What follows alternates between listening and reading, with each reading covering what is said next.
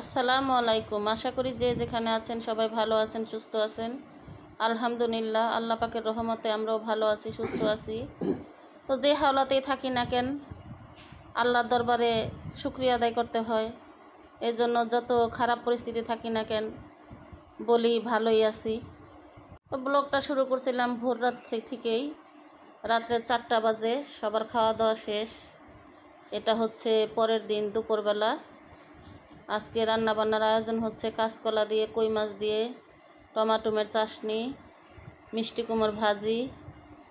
কই মাছ দিয়ে কাঁচকলা দিয়ে কখনো আমরা খাই নাই, কিন্তু আমার শরীরটা অনেকই অসুস্থ, আপনারা সবাই জানেন।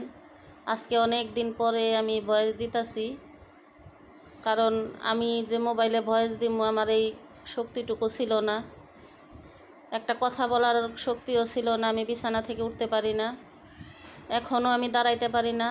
মেয়ের উপরে অনেক চাপ যাইতেছে, কারণ আমি নতুন বাসায় আসছি। আমার এখনও ঘরে অনেক কাজকর্ম পড়ে আছে, এখনও সব কিছু বস্তায় ভরা, ড্রাম ভরা কাচের জিনিস, এগুলো আমরা কিছুই গুছগাছ করি নাই। তো কী আর করা, মেয়ে যায় যতটুকু পারে সংসারের কাজকর্ম করে, রান্নাবান্না করে, তারপরে আমারও দেখভাল করে। আবার ওর বাবাও অসুস্থ, এটা আপনারা সবাই জানেন। তো এখন মশলা জাতীয় জিনিস তো খেতেই পারি না।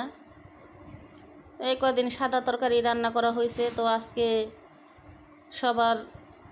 সবাই যেহেতু খাবে এজন্য একটু হলুদের গুঁড়ি আর একটু ধনিয়ার গুঁড়ি দেওয়া হয়েছে, মরিচের গুঁড়ি তো একেবারেই না।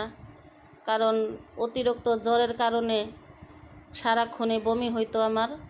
বমির কারণে আমার গলার ভিতরে চুইলা গেছে, আমি কোনো মশলা জাতীয় জিনিস খেতে পারি না। এই জন্য আর ডাক্তারে বলছে বেশি বেশি কাঁচকলা খেতে, এর জন্য কাঁচকলা দিয়েই তরকারি খাওয়া হচ্ছে কিছুদিন ধরে। সবাই দোয়া করবেন আল্লাহ পাক যেন আমাদের সবাইকে সুস্থ রাখে, ভালো রাখে। আর আমিও সবার জন্য দোয়া করি, আল্লাহ জানি রমজান মাসের উসিলায় সবাইকে ভালো রাখে, সুস্থ রাখে, নেক হায়াত দান করে, সবাই যেন ভালো থাকে। দোয়াই করবেন সবাই সবার জন্য। কারণ এখনও একটা রোজাও রাখতে পারি নাই, অবস্থা এতটাই খারাপ ছিল, একটু পানি পর্যন্তও মুখের সামনে নিতে পারি নাই। তো কীভাবে রোজা রাখবো? বিছানা থেকে উঠতে পারি নাই, বললামই তো, এখনও বিছানা থেকে উঠতে পারি না, কারণ উঠলেই শরীর কাঁপে, মাথা ঘুরায়, দাঁড়াইতেই পারি না। তো ইনশাল্লাহ সবাই দোয়া করবেন যাতে আর যেগুলো রোজা আছে এই রোজাগুলো যেন আমাকে আল্লাহ পাক রাখার মতো তৌফিক দান করে।